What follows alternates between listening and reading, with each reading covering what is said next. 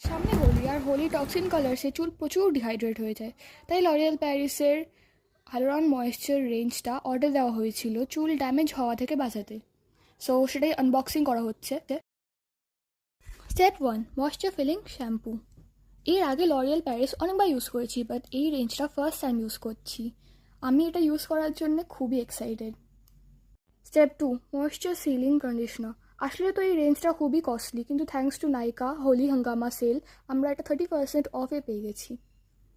Step 3, hydra filling night cream.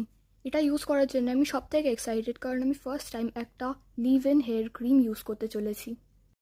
Lastly, vitamin C daily glow lumi cream by Mamaearth. আমি এটা অনেক রিভিউসে দেখেছি যে এটা মাখলে নাকি ইনস্ট্যান্ট গ্লো আসে। সো ফাইনালি ট্রাই করার জন্য কিনে নিলাম।